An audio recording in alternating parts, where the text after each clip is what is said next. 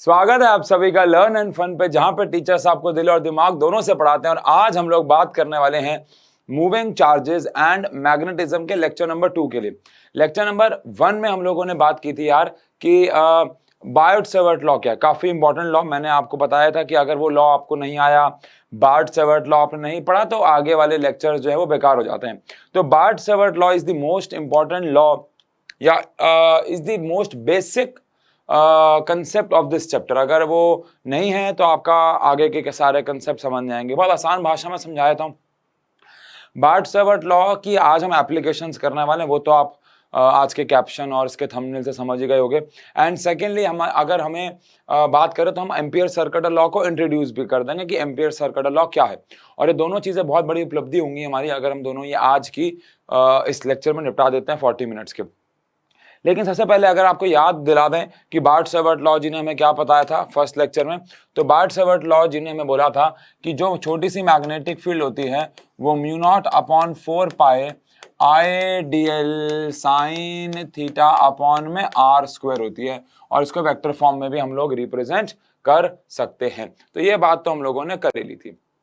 तो आज का टॉपिक है, आज का टॉपिक है magnetic field eight the centre of the circular current loop. यानी एक करंट कैरिंग लूप है हमारे पास, एक सर्कुलर लूप है हमारे पास, और उसमें कितनी मैग्नेटिक फील्ड उसके सेंटर पे बनेगी ये हम लोगों को कैलकुलेट करना है। तो लेट अस से कि हमारे पास एक सर्कुलर लूप है। अब एक बच्चा सोचता है कि एक सर्कुलर लूप में करंट जो है वो दौड़ेगा कि नहीं दौड़ेगा, तो ऑब्वियस बात दौड़ेगा। तो इसके लिए हम लोग क्या करते हैं, यहां से इसको थोड़ा सा ऐसा कुछ कर देते हैं। अब इन दिस केस यहां से करंट जो है वो आएगा, ठीक है जी, यहां से करंट जो है वो आएगा और क्लॉकवाइज फ्लो करके यहां से निकल जाएगा, और क्लॉकवाइज फ्लो करके यहां से निकल जाएगा, ठीक है ना।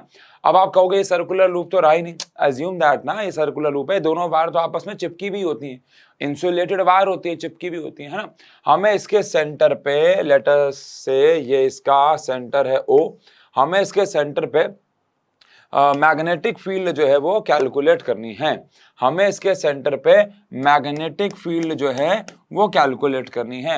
और लेट अस सपोज ये जो सर्कुलर लूप है इसका जो रेडियस है ना, रेडियस वो आर है ना, इसका रेडियस जो है ना वो आर है, और इसमें जो करंट दौड़ रहा है क्लॉकवाइज डायरेक्शन में वो आई है। आप करंट को एंटी क्लॉकवाइज डायरेक्शन में भी दौड़ा सकते थे, उससे कोई फर्क नहीं पड़ता, ठीक है ना, कंसिडरेशंस वगैरह आ जाएंगे। अब हम यहाँ पे बायट-सेवर्ट लॉ लगाएंगे। तो बायट-सेवर्ट लॉ जब हम यहाँ पे लगाएंगे बच्चों, तो बायट-सेवर्ट लॉ के हिसाब से जो हमारे पास छोटी सी मैग्नेटिक फील्ड होती है उसका जो फॉर्मूला होता है वो होता है mu naught upon 4 pi i d l sine theta by r square. लेकिन मुझे तो टोटल मैग्नेटिक फील्ड निकालनी है, तो टोटल मैग्नेटिक फील्ड निकालने के लिए हम इसे क्या करेंगे, इंटीग्रेट, और इंटीग्रेशन के बाहर म्यू नॉट अपॉन 4 पाई तो आ ही जाएगा, ठीक है जी, म्यू नॉट अपॉन 4 पाई तो आ ही जाएगा क्योंकि वो तो कांस्टेंट ही है, प्लस आई भी आ जाएगा और अपॉन में आर स्क्वायर, क्योंकि ये सब चीजें कांस्टेंट है। अब बात रही थीटा की, तो उसके बारे में बात करते हैं, लेकिन ओवरऑल अंदर रह जाएगा डीएल, क्योंकि डीएल है जो बार बार वेरी करेगा। अब डीएल को समझते हैं। पहली बार डीबी का इंटीग्रेशन तो बी हो जाएगा। अब डीएल क्या है याद करेंगे, डीएल इज द छोटा सा एलिमेंट जो कि हम उस कंडक्टर पे लेते हैं। DL is the length element जो हम कंडक्टर पे लेते हैं, और उसकी डायरेक्शन करंट के डायरेक्शन में होती है।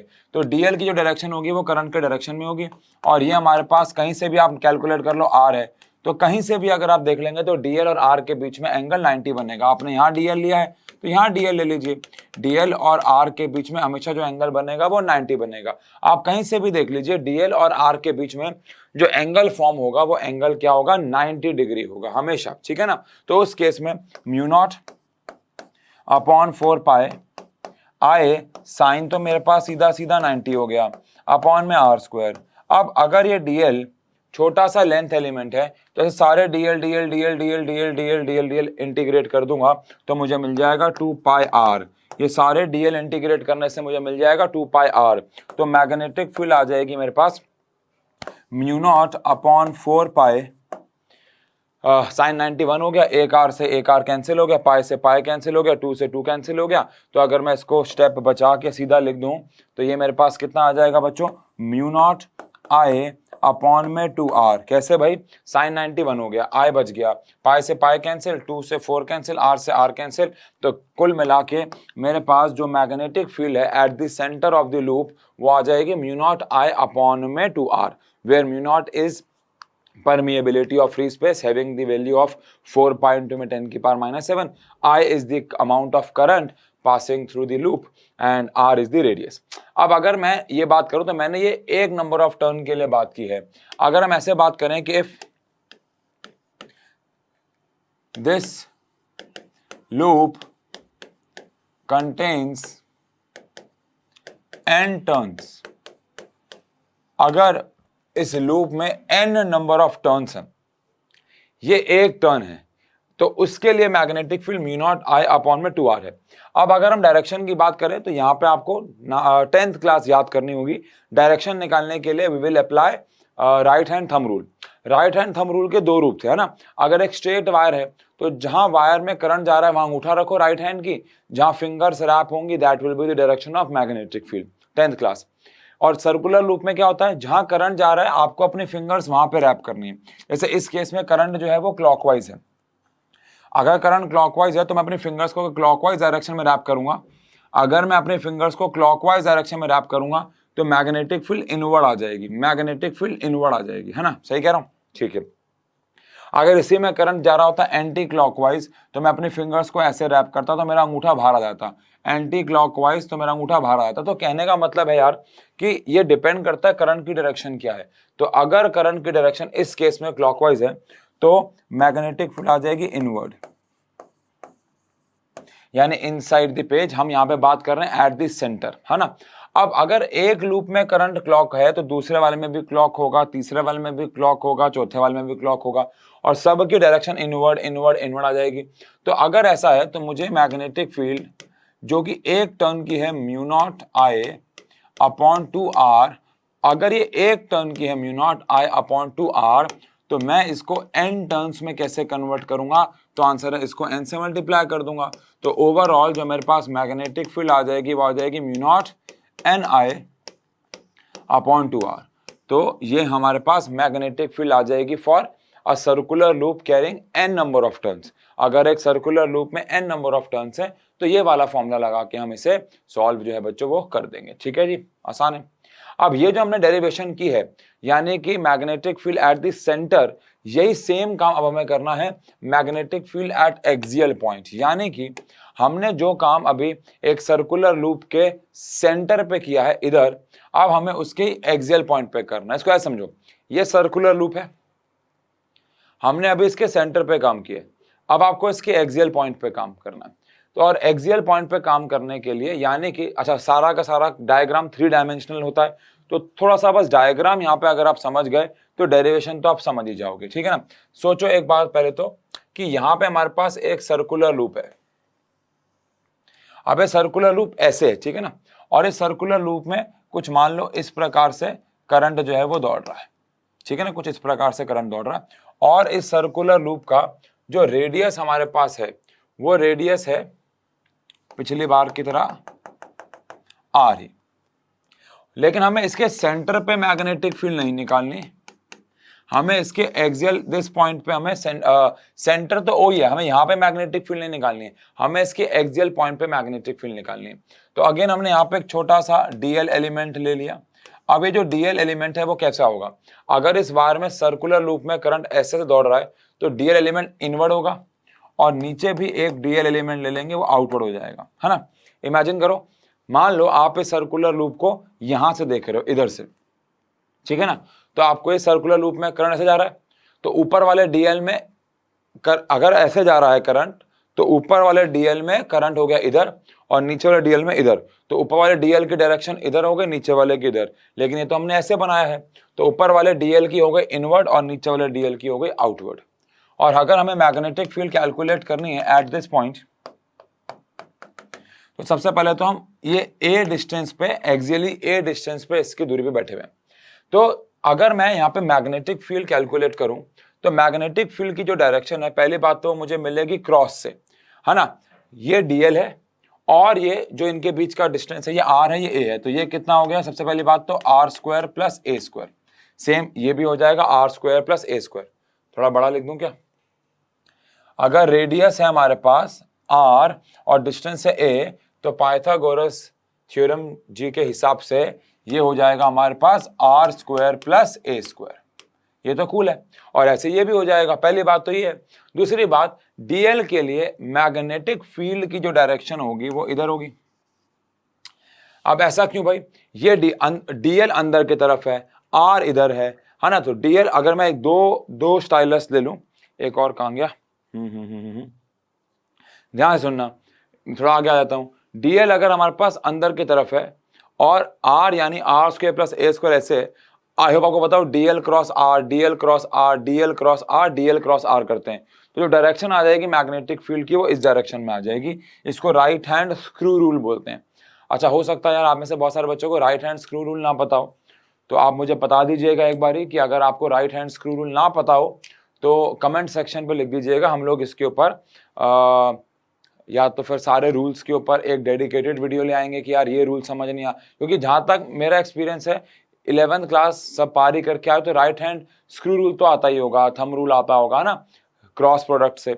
बट फिर भी अगर इनकेस आपको लगता है कि नहीं यार आपको राइट हैंड स्क्रू रूल नहीं आ रहा है या डायरेक्शन निकालने नहीं आ रही जो मैं आपको बोल रहा हूं, तो फिर इसका मतलब एक ही है कि आपका कहीं ना कहीं वो वाला जो बेसिक है वो थोड़ा सा कमजोर हो गया है। बट कोई बात नहीं, उसको ठीक किया जा सकता है, कोई टेंशन वाली बात नहीं होती है, बस आप हमें ऑर्डर दे दीजिएगा। चलिए, अब यहां पे हमारे पास मैग्नेटिक फील्ड की डायरेक्शन इस वाले डीएल के लिए आ गई, तो कॉमन सेंस है कि इस वाले डीएल के लिए मैग्नेटिक फील्ड की डायरेक्शन ये हो जाएगी। और ये दोनों बराबर होंगे, ये दोनों तो बराबर होंगे। हम तो बस यहाँ पे दो पार्ट्स ले रहे हैं क्योंकि ये भी डीएल है, ये भी डीएल है, डिस्टेंस इज सेम, सब कुछ सेम है, ठीक है ना। अब this angle is, let us suppose alpha. If this angle is alpha, तो मैं मैग्नेटिक फील्ड के दो कंपोनेंट्स यहां पे कर दूंगा। कौन से कलर से करते हैं? ब्लू से कर देते हैं। अब अगर मैं मैग्नेटिक फील्ड के दो कंपोनेंट करता हूं, एक ये वाला कंपोनेंट और एक ये वाला component, so if this angle is alpha and this is 90, this is also 90। ध्यान सुनो, मैं मिटा दूंगा, चलो ये 90 है क्योंकि मैग्नेटिक फील्ड हमेशा हमने लास्ट लेक्चर में लिखवाया था डिस्टेंस के परपेंडिकुलर होगी, एंड दिस इज ऑल्सो 90, तो this angle is common, so this is also alpha, है ना।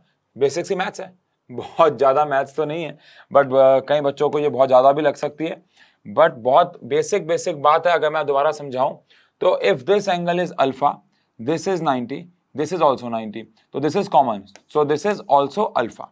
और अगर ये अल्फा है तो ये डीबी हो गया कॉस अल्फा और ये डीबी हो जाएगा साइन अल्फा, ये हो जाएगा डीबी साइन अल्फा। ऐसे अगर मैं नीचे वाले डीबी के दो कंपोनेंट्स क्रिएट कर देता हूं, नीचे वाले डीबी के भी दो कंपोनेंट्स कर दें, तो पहली बात तो ये वाला एंगल भी अल्फा है, ऑब्वियस सी बात है, सिमेट्रिक है।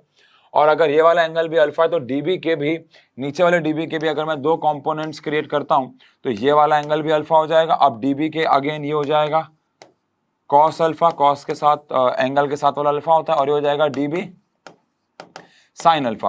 और यहां तो हमने सिर्फ दो कंपोनेंट्स लिए हैं, ऐसा DL DL DL DL DL DL DL के बहुत सारे कंपोनेंट्स होंगे, लेकिन वो सारे के सारे इसी प्रकार कॉस वाले एक दूसरे को कैंसिल आउट कर देंगे और साइन वाले एक दूसरे में ऐड हो जाएंगे।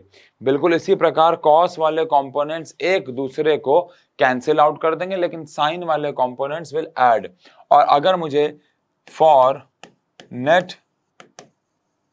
Magnetic field eight axial point, अच्छा मैं आपको एक बात क्लियर कर दूं, आपको इससे पहले कंसीडरेशंस वगैरह लिखनी पड़ेंगी कि लेटेस्ट, वो मैं आपको हर बार बता चुका हूं, latest take a circular loop of radius छोटा r and we have to find magnetic field at point p which is axially at distance a. By vector disintegration we can clearly see that all the cos alpha components will cancel out and all the sin alpha components will add up, और फिर उसके बाद आपको derivation आगे शुरू कर देनी है, ठीक है। अब अगर ऐसा है तो अगर मुझे टोटल मैग्नेटिक फील्ड निकालनी है तो मुझे dB को इस बार इंटीग्रेट नहीं करना है, मुझे dB साइन अल्फा को इंटीग्रेट करना है, यानी कि मुझे dB के साइन अल्फा वाले कंपोनेंट्स को इंटीग्रेट करना है, बिकॉज कॉस अल्फा वाले कंपोनेंट्स तो कैंसिल हो जाएंगे, ठीक है। तो नेट मैग्नेटिक फील्ड अगर मुझे एक्सियल पॉइंट पे निकालनी है तो dB को मैं लिख सकता हूं mu naught upon 4 pi I dl sin theta by r square and r that means distance is r square plus a square के अंडर रूट का होल स्क्वायर।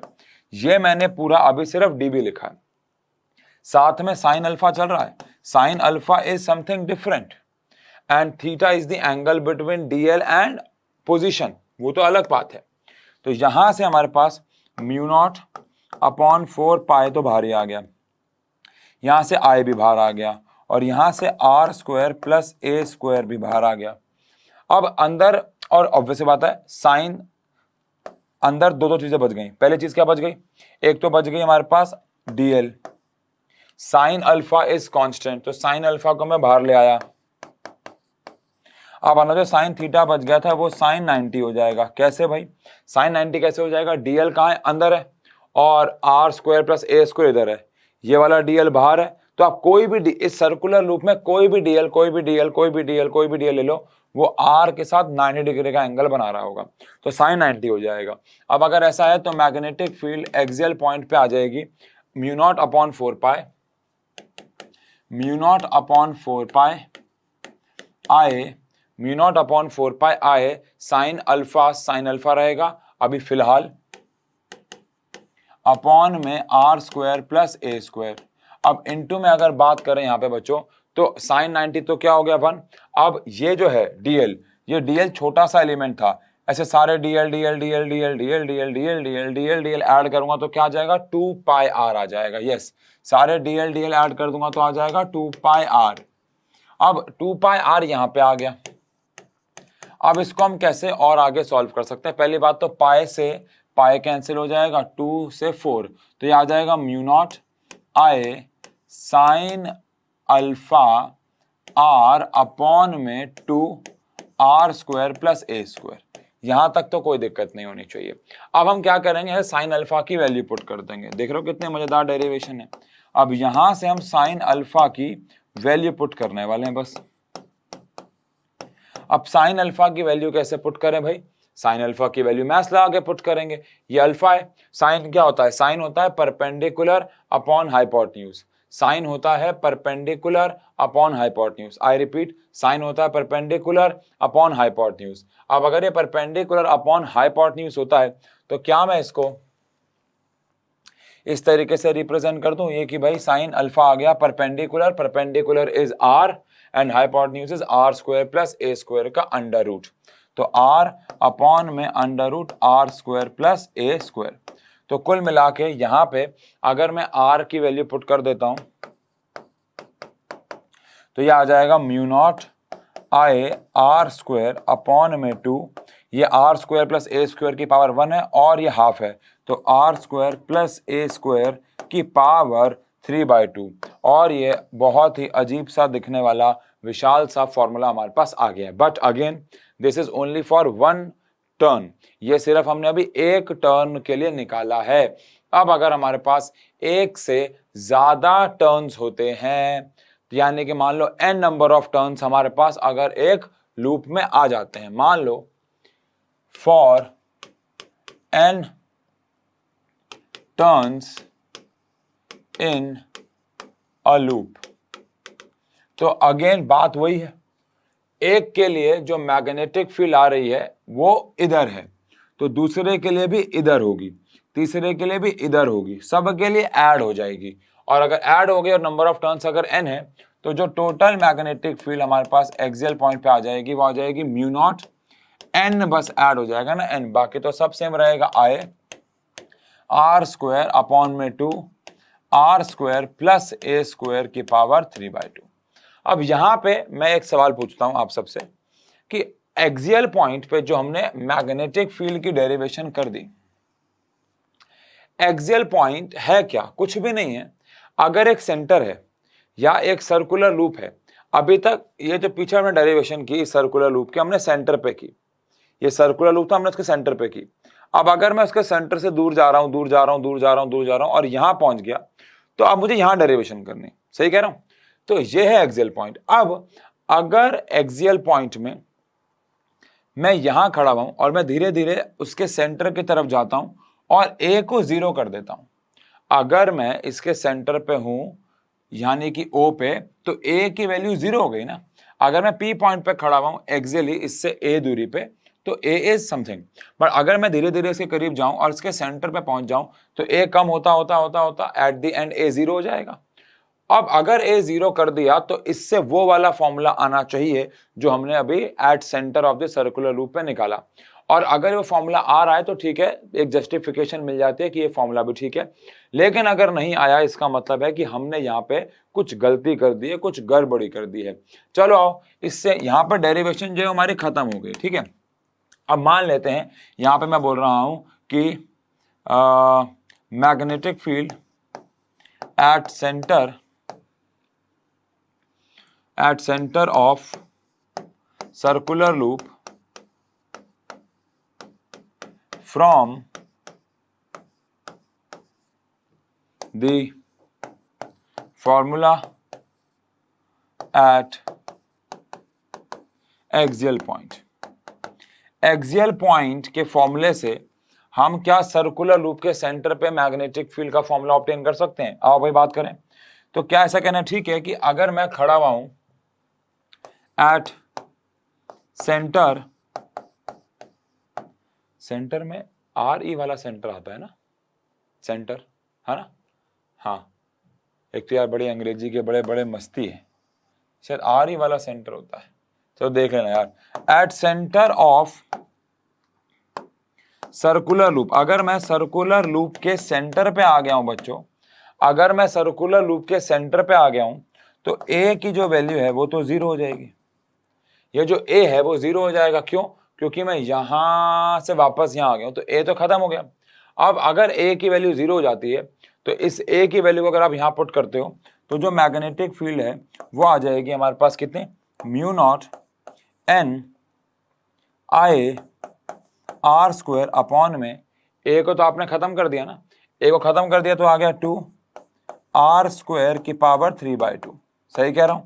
अब यहां से 2 से 2 कैंसिल हो गया, तो मैग्नेटिक फील्ड कुल मिला के आ गई म्यू नॉट N R, 2 से 2 कैंसिल हो गया, तो एक ऊपर बच गया R स्क्वायर, नीचे बच गया R क्यूब, तो R स्क्वायर से R क्यूब बच गया, कैंसिल हो गया, और एक I बच गया, तो mu not an I upon में बच गया 2R, mu not an I upon में बच गया 2R। तो बेसिकली ये हमारे पास फॉर्मूला आ गया।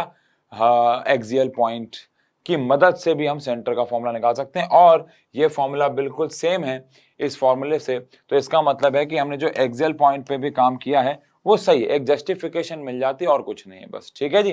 तो ये होता है हमारे पास, आप कह सकते हो ये हमने बायट-सवर्ट लॉ की एप्लीकेशंस पढ़ी हैं, यानी कि बायट-सवर्ट लॉ कहां कहां कैसे कैसे हमारे इस्तेमाल आ सकता है। हमने एक सर्कुलर लूप के सेंटर पे और उसके एक्सियल पॉइंट पे मैग्नेटिक फील्ड को डिराइव कर लिया। अब हम लोग यहाँ पे बात करने वाले हैं राइट हैंड थंब रूल की। थोड़ा सा राइट हैंड थंब रूल के बारे में बात करते हैं, फिर एम्पियर सर्किट लॉ पे चलेंगे। अब राइट हैंड थंब रूल को हम दो वर्जन से समझ सकते हैं। कई बच्चों को लगता है कि right hand thumb rule is only for a straight wire और is only for a circular loop, but इसके दो वर्जन हैं, ये बात ध्यान रखिएगा। पहला वर्जन है फॉर स्ट्रेट वायर। अभी तक हमने स्ट्रेट वायर के ऊपर काम किया नहीं है इस चैप्टर में, ऑल्दो हम ये 10th में पढ़ के आ चुके हैं, बट फॉर स्ट्रेट वायर इसके लिए अलग वर्जन है और फॉर सर्कुलर लूप अलग वर्जन है। रूल एक ही तरीके से लगाना है, लेकिन वर्जन बस दो अलग अलग हो गए। फॉर सर्कुलर लूप आओ बात करें। पहले बात कर लेते हैं फॉर स्ट्रेट वायर। अब अगर एक स्ट्रेट वायर है तो उससे पहले हम आपको रूल पढ़ाएं, याद दिलाएं, पढ़ाएं तो क्या होता, पढ़ चुके हो, अगर आपको रूल याद दिलाएं बस, तो जो थंब है आपका अंगूठा है राइट हैंड का, ऑब्वियसली बात है, वो डायरेक्शन ऑफ करंट में जाएगा, डायरेक्शन ऑफ करंट को वो रिप्रेजेंट करेगा, और जो आपकी फिंगर्स हैं वो रिप्रेजेंट करेंगे डायरेक्शन ऑफ मैग्नेटिक फील्ड को, डायरेक्शन ऑफ मैग्नेटिक फील्ड को। यानी अगर मैं एक स्ट्रेट वायर लेता हूं तो उसमें जहां भी करंट जा रहा है वहां पे मैं अपना अंगूठा रखूंगा और अपने फिंगर्स को मैं जहां रैप करूंगा वो मेरी डायरेक्शन ऑफ मैग्नेटिक फील्ड हो जाएगी। लेट अस सपोज हमारे पास एक वायर है जिसमें करंट ऊपर जा रहा है, ठीक है ना, तो आपने उसको ऐसे पकड़ा हुआ है। अब जहां पे करंट जा रहा है वहां पे अपना अंगूठा रखोगे तो आपके फिंगर्स ऐसे रैप होंगे। पहली बात तो शायद आपको 10th क्लास से याद हो कि जो मैग्नेटिक फील्ड होती है एक स्ट्रेट वायर के लिए उसकी शेप कॉन्सेंट्रिक सर्कल्स होती है। अब वो सर्कल तो है लेकिन उस सर्कल की डायरेक्शन क्या है, तो आंसर है अगर करंट ऊपर जा रहा है तो आपने फिंगर्स को ऐसे रैप किया है तो इस तरफ से तो वो आ जाएगी इनवर्ड और यहां से वो आ जाएगी आउटवर्ड, यानी इस तरफ से आ जाएगी इनवर्ड और यहां से आ जाएगी आउटवर्ड। सेम अगर एक वायर में करंट मान लो नीचे जा रहा है, करंट जो है वो नीचे जा रहा है, तो करंट जो मैग्नेटिक फील्ड की शेप है वो तो सेम ही रहेगी, बस फर्क ये है कि अब डायरेक्शन जो है बदल जाएगी। कैसे बदल जाएगी भाई डायरेक्शन, इस बार करंट नीचे है तो आपको अंगूठा ऐसे रखना है ना, आपको मैं इस तरफ आता हूं, आपको अंगूठा ऐसे रखना है, तो यहां से आपकी फिंगर्स अंदर जाएंगी और इस साइड से बाहर आएंगी, तो इस बार यहां पे हो जाएगी इनवर्ड और यहां पे आपकी मैग्नेटिक फील्ड हो जाएगी आउटवर्ड, तो डायरेक्शन बदल जाएगी। बट ये जो हमने कंसेप्ट लागू किया है ये है फॉर एक स्ट्रेट वायर। अब अगर एक सर्कुलर लूप है तो सर्कुलर लूप में बस ये बातें उल्टी हो जाती हैं, यानी कि जो फिंगर्स हैं वो डायरेक्शन ऑफ करंट में आपको रैप करनी है, जो फिंगर्स हैं वो आपको डायरेक्शन ऑफ करंट में रैप करनी है, और जो आपका थंब है ये आपको क्या देगा आपके सेंटर पे। यहां पे बात हो रही है सर्कुलर लूप के सेंटर पे बात हो रही है, ध्यान रखिएगा सर्कुलर लूप के हम सेंटर पे बात कर रहे हैं। तो fingers will direct fingers will point या fingers will wrap sorry in the direction of current and thumb will point the direction of magnetic field, direction of magnetic field, और फिंगर जो है वो मैग्नेटिक फील्ड की direction को क्या करेंगे point करेंगे। अब इस केस में अगर ये हमारे पास एक सर्कुलर लूप है और ये भी हमारे पास एक सर्कुलर लूप है, तो इस सर्कुलर लूप और इस सर्कुलर लूप के अंदर एक सेकेंड, अब एक सर्कुलर लूप ऐसे इमेजिन कर लो आप, एक सर्कुलर, तो मैंने पहले क्या बनाया था यही तो बनाया था, चलो ठीक है, यहां पे करंट जो है वो अभी इस डायरेक्शन में फ्लो हो रहा है, ठीक है ना, ऐसे घूम के आ रहा है। क्या बना रहा हूं मैं, ये क्या हो गया, ये नॉर्मल एरो भी तो बना सकता हूं मैं, कर क्या रहा हूं मैं, ये व्हाट इज दिस। तो यहां पे जो करंट है वो इस डायरेक्शन में फ्लो हो रहा है, इस डायरेक्शन को आप क्या कह दोगे, क्लॉकवाइज डायरेक्शन कह दोगे। क्या कह दोगे भाई, क्लॉकवाइज डायरेक्शन। और यहां पे करंट जो है वो एंटी क्लॉकवाइज डायरेक्शन में फ्लो हो रहा है, इसे आप बोल दोगे एंटी क्लॉकवाइज डायरेक्शन। अब मैंने जैसा कि आपको पता है सेंटर की बात हो रही है, अगर कॉर्नर्स की बात करें तो ये तो हम यार एक सर्कुलर लूप क्या होता है, एक सर्कुलर लूप छोटे छोटे स्ट्रेट वायर से तो मिलके बना होता है, तो एक छोटे से कोने पे अगर बात करनी तो वहां तो हम वही लगाएंगे अपना ये वाला प्रोसेस ही। लेकिन अगर आप ओवरऑल सिर्फ सेंटर पे बात करना चाहते हो तो अगर जहां पे आपका करंट जा रहा है वहां पे आप अपनी फिंगर से रैप करोगे। अगर आपने फिंगर्स को ऐसे रैप किया तो आंसर आ जाएगा इनवर्ड, और यहाँ पे अगर आप फिंगर्स को ऐसे रैप करोगे तो आ जाएगा आउटवर्ड। तो दिस विल पॉइंट मतलब our fingers will be wrapped in the direction of current, so our thumb will point in the direction of magnetic field. So as magnetic field is inward in direction, because क्यों भाई, just because of the current is flowing in clockwise direction. Right hand लगाना है, left लगाओगे तो answer उल्टा आ जाएगा। तो as current is in clockwise direction our thumb will point in the आप कह सकते हैं इनवर्ड डायरेक्शन और इनसाइड द प्लेन, जैसे मर्जी भाषा में बात कर लो। अगर again if current is in anti clockwise direction so our thumb will point outwards, तो इसका मतलब है मैग्नेटिक फील्ड आउटवर्ड्स आ जाएगी। इसको कई लोग आउटसाइड दी प्लेन ऐसे भी कह देते हैं ना। अच्छा, आपको पता होगा इनवर्ड के लिए हम क्रॉस डायरेक्शन का भी यूज करते हैं और आउटवर्ड के लिए भी यूज डॉट डायरेक्शन ऐसे भी यूज कर सकते हैं। तो ये मेरे हिसाब से खेल रहेगा, ठीक है जी, डन है जी, ओके है जी। तो इसके ऊपर हम बात भी कर सकते हैं। अच्छा, right hand thumb rule is also applicable for cross products, है ना। Right hand thumb rule is also, एक स्लाइड मैं यहाँ पे इंट्रोड्यूस कर देता हूँ ताकि हम उसको ऐसे भी बात कर लें, यानी इसका तीसरा वर्जन भी है। यार देखो, मैं तो ऐसा कहता हूं कि राइट हैंड थंब रूल अगर आपने पढ़ लिया तो आपने सारे रूल पढ़ लिए बच्चों, है ना, फिर तो आपने सारे रूल पढ़ लिए। मान लो इसका तीसरा केस आता है फॉर टू वेक्टर्स, दो वेक्टर्स के लिए आपको राइट हैंड थंब रूल लगा। जैसे इस चैप्टर की बात कर लें, इस चैप्टर की बात कर लें तो मैग्नेटिक फील्ड वेक्टर फॉर्म में आया था हमारे पास mu naught upon 4 pi I DL vector cross are vector upon में आर क्यूब। इस चैप्टर की बात कर लें तो इस चैप्टर में डीबी जो था वो डीएल क्रॉस आर था, यानी जो मैग्नेटिक फील्ड की डायरेक्शन थी डीबी की वो dl vector cross are vector के डायरेक्शन में पॉइंट होगी। अब इसका क्या मतलब है आओ जरा समझते हैं। मान लेते हैं, मैं बात करता हूं कि मेरे पास एक डीएल क्रॉस आर करके एक वेक्टर है। मान लेते हैं कि मेरे पास यहां पे एक डीएल है और यहां पे एक आर है, ठीक है जी। अब इन दोनों के बीच में एंगल जो है वो थीटा है, ये डीएल है, ये आर है, और इन दोनों के बीच में एंगल थीटा है। अब मुझे मैग्नेटिक फील्ड की डायरेक्शन निकालनी है, तो मैग्नेटिक फील्ड की डायरेक्शन क्या होगी, डीएल क्रॉस आर। तो सबसे पहले तो आपको डीएल से आर जाना है। ये जो मैं आपको ये सब सिखा रहा हूँ वैसे तो 11th क्लास में हम लोग पढ़ चुके हैं, बट ठीक है, हम लोगों को रिवाइज करना बहुत जरूरी है। क्रॉस प्रोडक्ट की डायरेक्शन मैंने आपको कमेंट सेक्शन में लिखने के लिए बोली थी, बट अब आप लिखना ही मत क्योंकि मैं समझा ही रहा हूँ और एक दो एग्जाम्पल से ही आप समझ जाओगे, ठीक है ना। चलो, ये हमारे पास क्या है, डीएल है और ये क्या है, आर। अब अगर मैं डीएल क्रॉस आर में जाना चाहता हूं तो मुझे डीएल से आर जाना है और वो भी छोटे एंगल से जाना है, स्मॉलर एंगल से जाना है। तो ये डीएल है, ये आर है, तो डीएल क्रॉस आर, डी पहली बात तो again right hand thumb rule, और डीएल से आर जाना है, फिंगर्स को डीएल से आर लेके जाना है। तो जहां आपका अंगूठा आ जाएगा that will be the direction of your magnetic field. अच्छा, एक बात और ध्यान रखना, ये सिर्फ इसी के लिए वैलिड नहीं है। मान लो कोई वेक्टर है ए वेक्टर जो कि आ रहा है B vector cross C vector, तो आपको बी से सी जाना है और बी क्रॉस सी जाओगे तो आपको ए की डायरेक्शन आपका थंब दे देगा। तो ये किसी भी क्रॉस प्रोडक्ट के लिए बात हो रही है, आप ये बात भी समझे। वो अलग बात है कि हमारा जो रेफरेंस है इस चैप्टर में वो मैग्नेटिक फील्ड है, ठीक है। तो यहां पे अगर हम लोग बात करें तो मुझे जाना है dl cross r, dl cross r, इससे अंगूठा जो है बाहर की तरफ आ रहा है, तो मैग्नेटिक फील्ड की जो डायरेक्शन हो जाएगी वो आउटवर्ड हो जाएगी।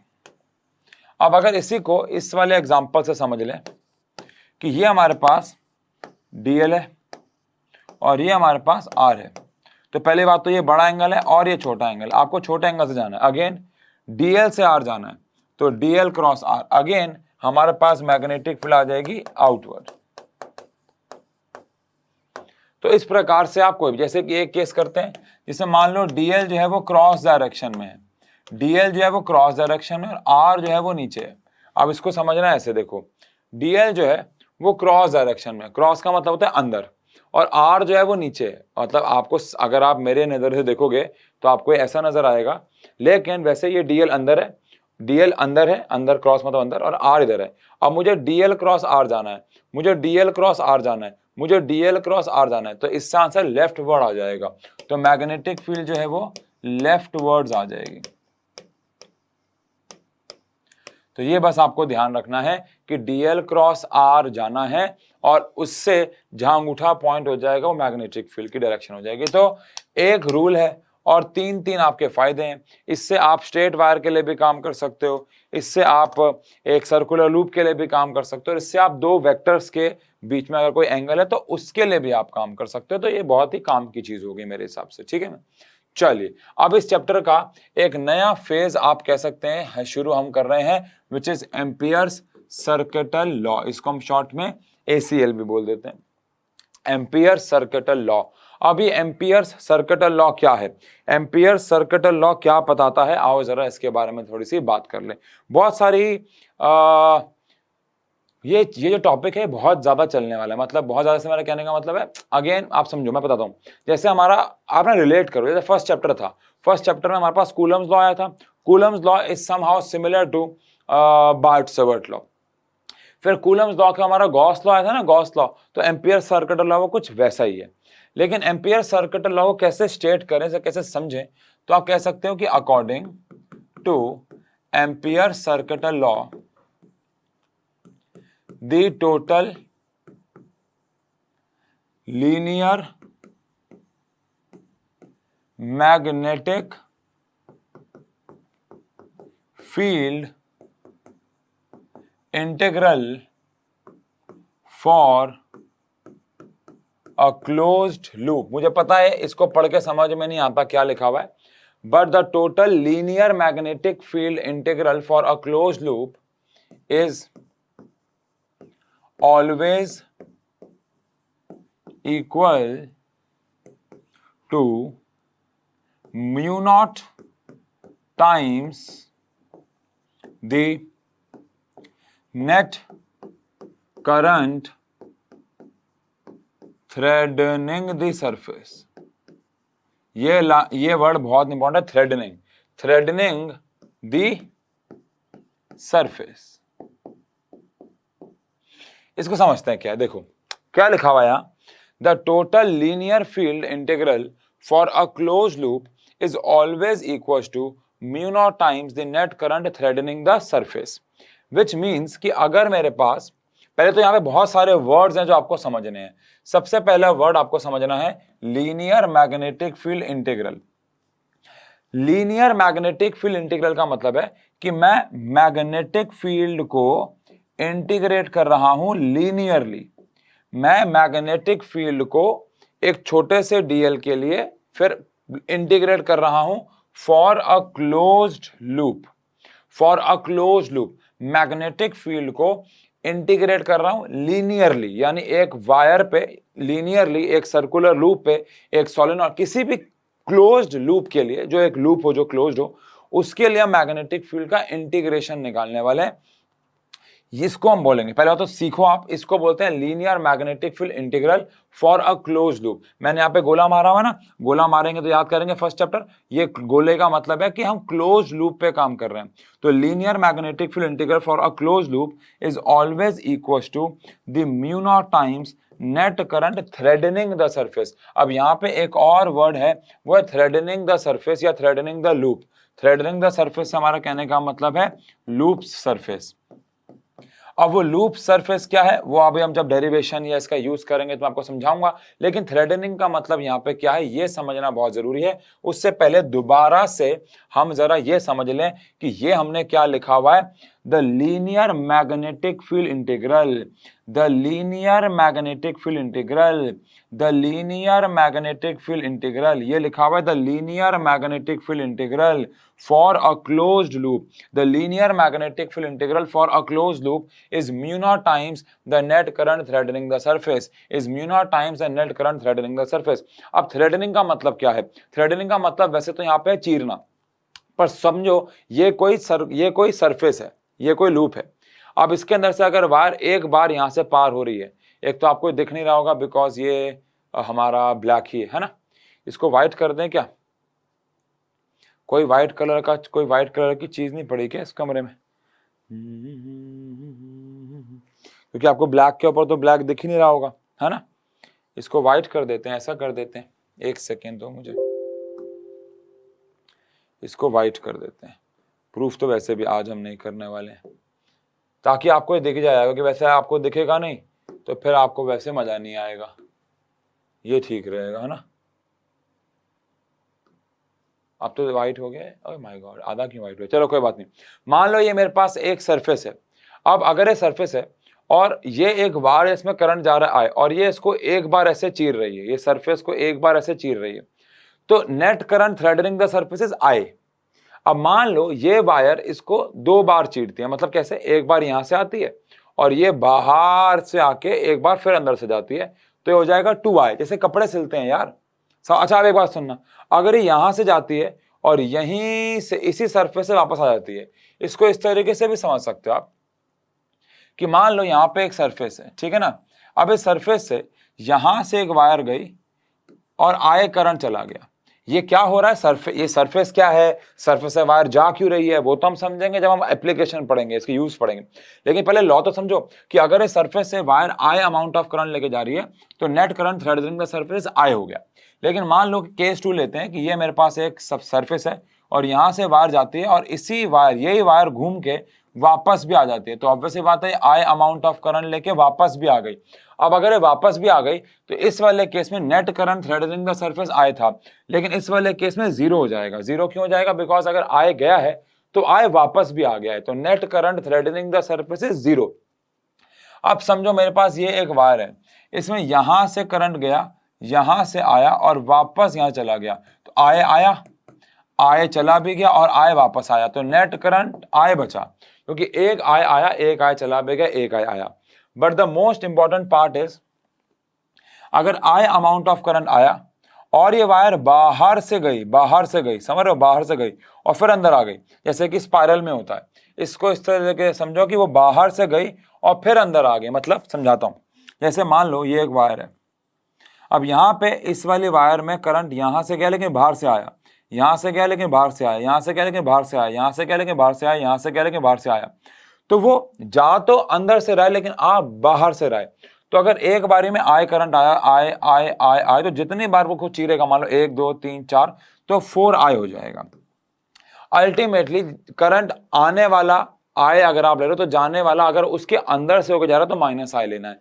मुझे पता है आपके मन में एक सबसे बड़ा सवाल तो यही होगा कि ऐसा हो क्यों रहा है, ये हम कर क्या रहे हैं। मैंने आपको पता है उसका आंसर आज नहीं दे रहे हैं, वो तो अगले लेक्चर का काम है और हमें इसका प्रूफ भी करना है, वो भी आज हम नहीं कर रहे हैं। But the main point is कि यार ये स्टेटमेंट क्या कह रही है, तो ये स्टेटमेंट कह रही है the net current threading the surface लेना है, कितना उसको चीरता हुआ जा रहा है, यानी टोटल मैग्नेटिक फील्ड इंटीग्रल। ये क्या लिखा हुआ है, magnetic field integral is always equal to the mu naught times the net current threading the surface.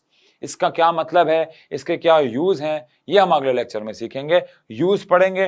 तो यार देखो, आपके घर में एक पेचकस तो आ गया, आपकी मम्मी ने आपको पेचकस दिखा दिया और बोला बेटा ये पेचकस होता है, आपने उसे समझ लिया, याद कर लिया, हाँ कि ठीक है ये तो पेचकस है।